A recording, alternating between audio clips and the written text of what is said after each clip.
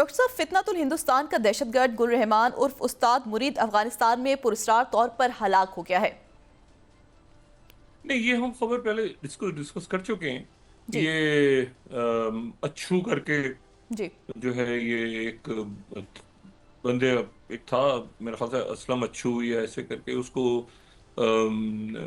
मार दिया था काफी अर्सा पहले। जी। और फिर लेकिन वो ये जो मजीद ब्रिगेड करके एक तंजीम फिर उसने कायम कर ली, और ये उसका मेन आर्किटेक्ट था, ये जो जिसको मारा है। जी। और ये जो है, ये अफगानिस्तान से उनकी सॉइल पे ये मौजूद था। और मैं आपको एक बात देखें, जो हमारी मिलिट्री पॉलिटिकल लीडरशिप, और जाहिर है कि इसमें हमारे आम लोग, पूरा मुल्क है। मुझे इस कदर दुख है इस बात का जाती तौर पे कि अफगानिस्तान की सॉइल जी। इस किस्म के लोगों के लिए इस्तेमाल हो रही है। मैं कोई सख्त बात नहीं इसलिए नहीं करना चाह रहा कि अफगानिस्तान के लोग हमारे भाई हैं, हमारे पड़ोसी हैं, और वो अम, वो जो भी वहाँ पे जो भी कुछ हो रहा है, बहुत हमारे दिलों के करीब है। लेकिन जो भी उनकी सरजमीन पे हो रहा है इस वक्त, वो उनको कुचल देना चाहिए, खत्म कर देना चाहिए। सही। और ये दहशत गर्दी, वो मैं आप यकीन करें कि अगर वो ये 2021 के बाद इस सारे क्राइसिस से वो निकल आते, और पाकिस्तान तो बहुत ज्यादा आगे, मतलब देखिए ना, हम तो बहुत बहुत पूरी कोशिश, पाकिस्तान उनको तो हम बनाते हमारे लोग जाके वहां पे, वो हमें हमारे साथ हैं, हम उनके साथ जाते बनाते सारा कुछ। वो इस वक्त एक आपको नया अफगानिस्तान नजर आ रहा होता, और इतनी अपॉर्चुनिटीज उनके लिए खुलती पूरी दुनिया में। लेकिन यह है कि बदकिस्मती से मुझे नहीं पता कि वहां पर ये ग्रुप्स किस तरह उन्होंने अलाउ किया है, और कैसे किया है, और कौन उनको स्पॉन्सर करता है। मैं बहुत सी बातें जानता भी हूँ, जाहिर है मैं इसको एक सवाल के तौर पे रख रहा हूँ। लेकिन आप यकीन करें कि बहुत दुख है इस बात का सही। कि उन्होंने एक इस तरह के लोगों के लिए गलत रास्ता चुना है। और मैं उम्मीद करता हूँ, अब भी मैं उम्मीद करता हूँ कि वो अपनी सरजमीन पे मौजूद जितने भी इस किस्म के ग्रुप्स हैं, और उनको जाहिर है कि तालिबान एक एक बंदा वहां पे पहचानते हैं कौन है, कैसे उनकी तालिबान की क्यादत जो है। तो वो जो है, वो एक एक बंदा जो है, वो देखें अपनी उनकी पुलिस कैसे बनेगी अगर हर बंदा, फौज कैसे बनेगी, उनकी सिक्योरिटी ऑर्गेनाइजेशंस कैसे आगे, अदारे कैसे बनेंगे अगर उनके यहाँ इस तरह से नाती रहेगी कि एक ग्रुप इधर काम कर रहा है, दूसरा ग्रुप किधर कर रहा है, वो कह रहे हैं हमें उसका नहीं पता, हमें उसका नहीं पता। तो बात यह है, हमारी पाकिस्तान की सरजमीन पे ऐसा माजी में होता रहा है, लेकिन फिर उसके बाद क्या हुआ? उसके बाद दुनिया में, पूरी दुनिया में, अगर पिछली अ, एक या दो दिहाइयां, या शायद हिस्टोरिकली, दहशत गर्दी के खिलाफ, ये तो अभी जो हो रहा है ना, इसको तो आप एक तरफ रखें, मैं इससे सही। पहले की बात भी कर रहा जी। हूं। दहशत गर्दी के खिलाफ अगर किसी ने जंग जीती है, ये नहीं कि जंग लड़ी, जंग जीती है दहशत गर्दी के खिलाफ। जी। यानी मैं उस जंग की बात नहीं कर रहा जो इंडिया से हुई है, या उसको छोड़ दें आप, दहशत गर्दी के खिलाफ। तो सही। वो पाकिस्तान को रिकग्नाइज दुनिया ने किया है कि अगर कोई मुल्क अपनी सरजमीन से दहशत गर्दी को खत्म कर सकता है तो वो पाकिस्तान है, और पाकिस्तान ने किया है। जी। अब ये है कि यहाँ जीरो टॉलरेंस, ये जाफर एक्सप्रेस या कभी मजदूर देखें, बेशुमार मैं आपको बताऊं, हम तो नहीं इस तरह, मैं तो कम से जाती तौर पे कभी भी इसको बलोच या पख्तून या नहीं, हम सब एक हैं, गुलदस्ते की तरह हैं पाकिस्तान। सारे पंजाब से लोग हों जो भी हैं, सारे सिंध से हों, जो इशू ही सारा ये है। और एक दूसरे के पता भी नहीं चलता, उधर से बस में बैठते हैं, दूसरी जगह चले जाते हैं, उधर से मजदूरी करते हैं, किसी की फैमिली कहीं है, किसी ने कहीं रिश्ता किया हुआ है पूरे मुल्क में। तो मैं तो इस पे बिल्कुल बिलीव नहीं करता। और मैं, आप यकीन करें कि उसमें इतनी हमारी इतनी इतना कल्चरल और हिस्टोरिकल, तारीखी तौर पे हम इतना अफगानिस्तान से पाकिस्तान और पाकिस्तान से अफगानिस्तान की, यानी ये तारीख में ये नहीं कह रहा कि 47 के बाद से, इससे पुरानी तारीख में आप चले जाएं जी। तो इतना कुछ कॉमन है। सड़कों के नाम, लोगों के नाम, मतलब खानदानों के, कबीलों के। मुझे जाती तौर पे इस कदर दुख है इस बात का कि वो उनकी सॉइल इस्तेमाल हो रही है।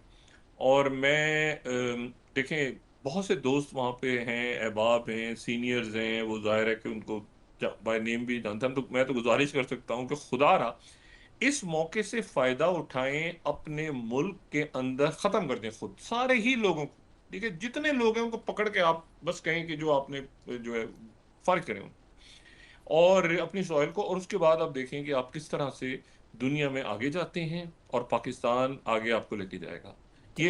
ये मैं एक पाकिस्तानी के तौर पे, और मुझे इतना दुख है कि ये मजीद ब्रिगेड फलां किन चक्रों में लग गए हैं। कभी कोई और उधर से वो इंडिया कह रहे हैं कि उनकी जनाब, मुझे नहीं, मैं इंडिया को भी मैं एक एंटिटी के तौर पे नहीं, बड़े जबरदस्त वहाँ पे लोग हैं इंडिया के। उनकी ये जो आरएसएस टाइप एक मेंटेलिटी है कि जी वो हम दहशत गर्दों को तो पैसा देंगे तो ये हमारे स्ट्रेटेजिक अलाई बन जाएंगे, ये बिल्कुल गलत है। और मेरा ख्याल है कि इसको अफगानिस्तान के लोगों को उनकी क़यादत को फिर इस बात पे सोचना चाहिए कि उनकी सॉइल जो है वो पाकिस्तान के लिए, पाकिस्तान के खिलाफ इस्तेमाल ना हो। सही। और ये है कि आगे पूरा रीजन, नए ब्लॉक्स बन रहे हैं, रीसेट हो रहा है। तो आगे मैं बढ़ता हूँ, लेकिन पहले, सबसे पहले तो कल की गुफ्तगू जहाँ ख़त्म हुई थी वहां से हम शुरू करते हैं। बहुत कुछ हो रहा है, बहुत कुछ हो रहा है, घमसान का रन पड़ने जा रहा है। अब आप देखें, जी। मैं एक बात आज से काफी सालों से ये बात कह रहा हूं कि पाकिस्तान में आइंदा जो भी कुछ होगा वो खित्ते के और दुनिया के हालात और वाकयात तय करेंगे।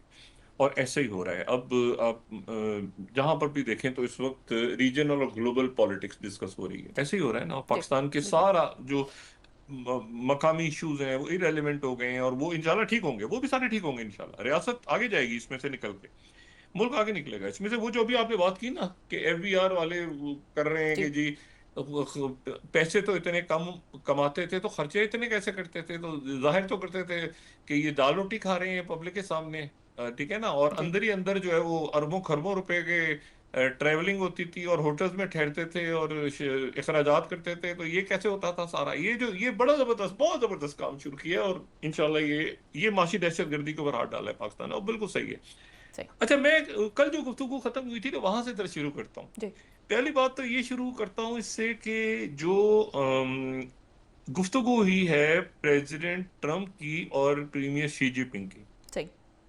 उस गुफ्तगू की जो ये बड़ी इंपॉर्टेंट, प्रेसिडेंट ट्रम्प और जी। शी जिनपिंग की, अच्छा दोनों की 2019 में हुई थी मुलाकात, आखिरी सही। दफा दिन में रखी 2000, जब दो से हजार प्रेसिडेंट ट्रम्प वापस आए हैं, उनकी पुतिन से तो मुलाकात हो गई अलास्का में, जी।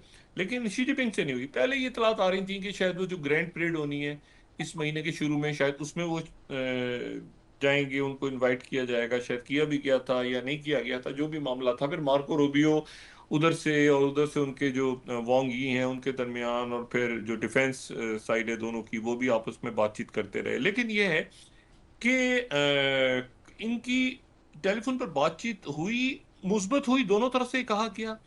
लेकिन जो टिकटॉक डील है ना, जी। उसके ऊपर चाइना पीछे नहीं जाएगा। सही। ठीक है, उसमें चाइना जो है उसकी देखें, चाइना जो है वो ये टिकटॉक जो है ना, जी। ये उनका आप समझें कि ये कोई 2 बिलियन, 2 से भी ज्यादा, 2 बिलियन भी नहीं, उससे भी ज्यादा मेरा ख्याल है कि ये डाउनलोड हो चुकी है एप्लीकेशन। सही। और ये हर एक को पता है, मुझे क्या बताने की जरूरत है, हमारे यहाँ तो टिकटॉक क्या मैं बात करूं। अब इशू ये है कि ये जो है ये 2016 में चाइना में आई थी, और चाइना में ये 2016 में आई, और फिर उसके बाद ये डिवाइन करके इसको वहाँ पे लफ्ज़, ये दुआ करके एक डिफरेंट वर्ड इसके लिए यूज होता है वहाँ पे। सही। और ये जो है ये 2-2.5 बिलियन इसकी डाउनलोड हो चुकी है इस एक वक्त में। तो ये बात भी कि जी फेसबुक, इंस्टाग्राम और जो यूट्यूब से ज्यादा लोगों ने इसको टिकटॉक की एप्लीकेशन को डाउनलोड किया। और ये जो उनकी बाइट है उनका, ये बड़ा एक बड़ी एप्लीकेशन है जो वर्ल्ड वाइड इस वक्त, बहुत सारी एप्लीकेशन चाइना की, बहुत टेक में तो चाइना बहुत आगे जा चुका है। अब ये जो इसके ऊपर जो बात हो रही है, तो वो चाइना जो है वो उसको मतलब अमेरिका इतनी बड़ी कोई कोई मार्केट नहीं है कि सही। चाइना की अपने अपने अंदर ही उनकी इतनी बड़ी पॉपुलेशन है चाइना की, कि उनके अपने पूरी दुनिया में वो एप्लीकेशन डाउनलोड हो रही है, वो अमेरिका में। लेकिन प्रेसिडेंट ट्रम्प जो कि कह चुके हैं कि मैं टिकटॉक की वजह से जो है वो इलेक्शन जीता हूँ। तो ये भी उन्होंने एक बड़ी जबरदस्त प्रेसिडेंट ट्रम्प ने बात की है, तो सही। वो, और मेरे बड़े फॉलोअर्स हैं। और फिर जब उन्होंने पाबंदी लगाई थी टिकटॉक पे कुछ देर के लिए, तो उसके वो थोड़ा सा, उनको ये भी था कि मतलब ब्लैकआउट हो गया, वो टिकटॉक को पसंद करते हैं वो। अच्छा, लेकिन ये है कि जो बात हुई है वो ये हुई है कि लाइसेंस तो चाइना दे देगा। सही। लाइसेंस तो दे देगा कि भाई ठीक है, आप लाइसेंस, और सीईओ भी अपॉइंट कर देगा वहां पर, अमेरिकन सीईओ भी अपॉइंट कर देंगे वो चाइनीज जो हैं, और वो जो है वो, बाकी ये है कि जो भी चीजें हैं, लेकिन जो एल्गोरिथम्स हैं वो चाइना नहीं देगा। उसकी जो सही। टेक, जो डिटेल्स हैं वो चाइना नहीं देगा, टेक्नोलॉजी ट्रांसफर नहीं करेगा। ठीक है। सही। और उस इसमें जो एल्गोरिदम्स को देने की जो बात हो रही है ना, इस पे चाइना नहीं जाएगा। ये मैं आपको बिल्कुल क्लैरिटी से बता दूं कि चाइना इसमें नहीं जाएगा। सही। चाइना से ट्रेड, और जो कल बात भी हुई है उसमें जाहिर है कि टिकटॉक की डील्स के अलावा भी बातें हुई हैं। सही। और चाइना इसको बाकी मामलात के साथ डील कर रहा है ना, बाकी मामलात के साथ भी, कि भाई आप एक, इसमें टिकटॉक पे तो नहीं गुफ्तगू हुई ना, बाकी और भी इश्यूज हैं बहुत सारे। और प्रेसिडेंट ट्रंप ने एक जो इस टेलीफोन टॉक से एक और चीज निकली, वो ये निकली कि उन्होंने इस फोन कॉल से पहले ताइवान के 400 मिलियन डॉलर्स की जो एड थी वो बंद कर दी। सही। यानी ताइवान जो है वो, उसको तो थ्रो अंडर द बस, जी। बस के नीचे फेंक दिया ताइवान को, क्योंकि शी जिनपिंग से बात करने के लिए उन्होंने ताइवान की एड बंद कर दी पहले ही। जी। यानी आप जरा देखें ना, ताइवान जो है वो सोच रहा है कि भाई एक मिनट, ये क्या हो गया, हम कहाँ हैं, इधर हमारी टीएमसी, हमारी कंपनियां, मतलब हम तो बिल्कुल ही फार्मों को, शी जिनपिंग से बात करनी है तो उससे पहले पहले ताइवान को तो मुकाओ ना, जी। ताकि शी जिनपिंग ताइवान डिस्कस ही ना हो। तो पहले बता दो कि ताइवान को भाई हमने फेंक दिया उठा के साइड पे। ये बड़ी एक मेरे ख्याल से बड़ी बात हुई है, जो ताइवान के हवाले से प्रेसिडेंट ट्रंप ने एक मैसेज दे दिया है। फिर ये जनाब डिसाइड हो गया, ठीक है, बात आगे चलेगी, दोनों में पॉजिटिव बात हुई है। और एपेक का जो हो रहा है, एशिया पैसिफिक इकोनॉमिक कॉरपोरेशन का जो इजलास हो रहा है जी। अगले महीने के आखिर में और नवंबर के, उसमें ये मिलेंगे दोनों साउथ कोरिया में। सही। बाकी लोग भी वहां पे होंगे। मैंने पहले बताया था कि एपेक का फोरम जो है, ये स्ट्रेटेजिकली जो है ना, शायद सबसे ज्यादा आपको मजबूत इसलिए नजर आता है कि इसमें उधर से अमेरिका भी है, इसका हिस्सा है, यानी ये पैसिफिक, एशिया पैसिफिक है। जी। तो इधर, यानी इधर से आपको अमेरिका, और इधर से आपको रशिया, चाइना, ठीक है ना, तो ये इसमें साउथ कोरिया, ये इतना एक पावरफुल शहर, तो लगता है पूरी ग्लोबल पावर्स आपको उधर ही नजर आ रही हैं इस वक्त। यानी पूरी याल्टा ही आपको शायद वहां नजर आ रही है, जो ये एपेक का इजलास है। तो एपेक के इजलास में वो साउथ कोरिया में जाएंगे, और फिर उसके बाद उन्होंने कहा कि इस साल के आखिर में या अगले साल के शुरू में मैं चाइना जाऊंगा। सही। प्रेसिडेंट ट्रंप को जाहिर है इनवाइट किया, और फिर शी जिनपिंग जो है वो किसी मुनासिब वक्त पे वो अमेरिका का दौरा करेंगे। तो एक बात अच्छी गई, लेकिन इसमें मैंने दोबारा बात मैं दोहरा रहा हूं कि चाइना जो है वो एक इशू पे नहीं जा रहा। चाइना बाकी मामलात को भी साथ डिस्कस कर रहा है। मिसाल के तौर पे चाइना ने और इश्यूज को भी डिस्कस किया है। उन्होंने प्रेसिडेंट ट्रंप ने बल्कि एक और बात बड़ी इंटरेस्टिंग की, कल ओवल ऑफिस में जो बात कर रहे थे, उन्होंने कहा मैंने शी जिनपिंग से यूक्रेन भी डिस्कस किया है। सही। मैंने शी जिनपिंग से यूक्रेन यूक्रेन भी भी डिस्कस। डिस्कस किया है। जी। ये बड़ी इंटरेस्टिंग बात। तो ये चाइना जो है वो देखते हैं कि आगे ये मामला आगे कैसे बढ़ते हैं। लेकिन मैं आपको सिर्फ एक बात बताऊं, मैं भी गजा और बाकी मामला बहुत तेजी के साथ ही मशरिक वस्ता और उसके हालात हो रहे हैं डिस्कस। लेकिन मैं आपको एक इसमें एडिशनल बात आपको बताऊं कि अमेरिका जो है वो एक मुल्क है इस्टोनिया, बड़ा प्यारा मुल्क है सही। इस्टोनिया। और इस्टोनिया जो है ये बाल्टिक रियासतों में से एक है। सही। ठीक है ना, लेटविया, लिथुआनिया और इस्टोनिया। स्ट्रॉन्ग। और ये जो इस्टोनिया है ये नॉर्थ ईस्ट यूरोप में है। सही। बाल्टिक रियासतों में, तो अगर आप इसको मैप पे देखें तो फिनलैंड एक तरफ है, स्वीडन एक तरफ है, रशिया भी है, और उसके साथ, तो ये तीन मुल्क जो हैं ये बाल्टिक स्टेट्स कहलाते हैं। ठीक है। और ये बाल्टिक स्टेट्स हैं, उनमें से एक जो सबसे ऊपर नॉर्थ में आपको एस्टोनिया नजर आता है मैप पे अगर देखें तो। जी। अब ये एस्टोनिया जो है, अच्छा ये तीनों जो मुल्क है ना, एस्टोनिया और लेटविया और लिथुआनिया, अच्छा इनमें से या तो रशिया के साथ सरहदें मिल रही हैं या मिल रही हैं बेलारूस के साथ। जी। ठीक है। अच्छा, ये जो तीनों मुल्क हैं ये अब इस बात को ध्यान में रखें कि ये तीनों मुल्क जो हैं ये 1940 में ये शामिल हो गए थे सोवियत यूनियन के अंदर, यूएसएसआर का हिस्सा बन गए थे सोवियत यूनियन का। सही।